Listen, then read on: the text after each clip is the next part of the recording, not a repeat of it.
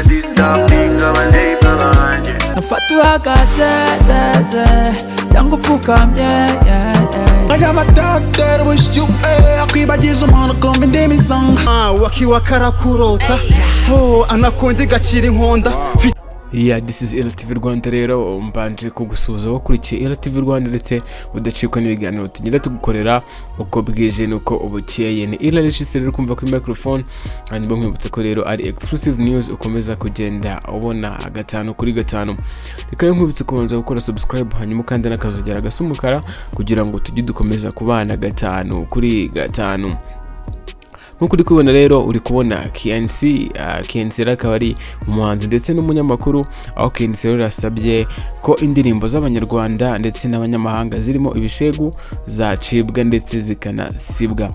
Umuhanzi rero akaba n'umuyobozi wa radio ndetse na TV1 Kankoza Nkuriza Charles uzwi nka KNC, akaba yashyigikiye ko indirimbo z'ibishegu aho ziva zikagera zicibwa, asaba abahanzi ndetse n'abanyamuziki guhanga batekereza ako hazaza habo kuko ariho hakomeye cyane. Indirimbo z'ibishegu zikomeje kurikora cyangwa zikomeje kugaragara cyane ku mbuga nkoranyambaga ndetse umubare munini ugaragaza ko zikwiye gucibwa kuko nta keza kazo ku bana bari kubyiruka muri iki gihe. Abandi bavuga ko rero arizo ziri guha umugati abahanzi, bityo ko ziciwe baba bubikiye imbehe bamwe muri abo bahanzi biririmba.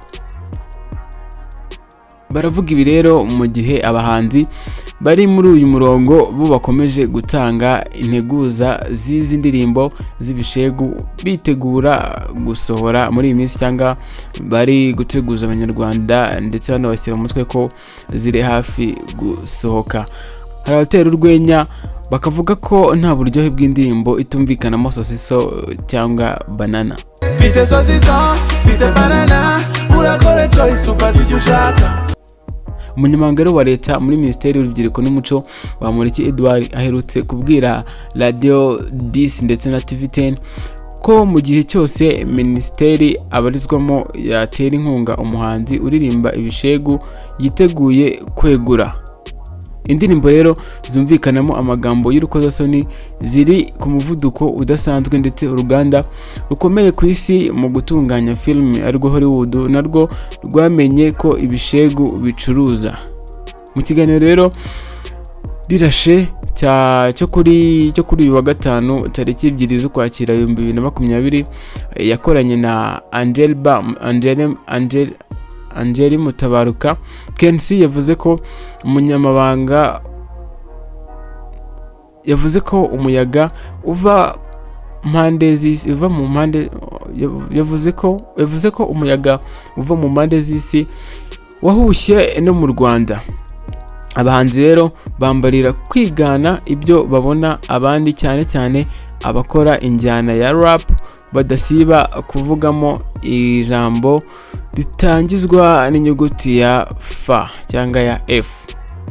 Kankoza rero usanzwe ari perezida w'ikipe ya Gasogi yavuze ko adashyigikiye indirimbo z'ibishegu ariko kandi hadakwiye gucibwa iz'abanyarwanda gusa, ko bikwiye kugera no ku z'abanyamahanga nazo zumvikanwa hano mu Rwanda.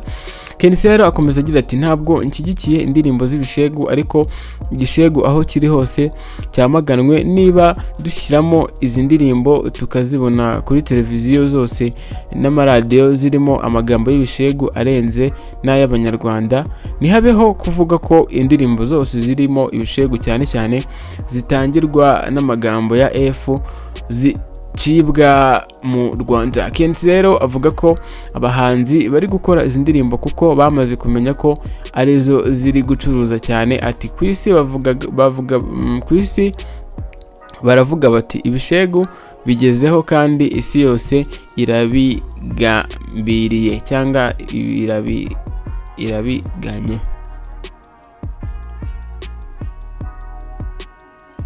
bagira bati ibishegu bigezweho kandi isi yose irabirangamiye. Yasabye rero abahanzi guhanga bajyanishije na sosiyete babarizwamo kandi bagahanga batekereza na ku hazaza habo.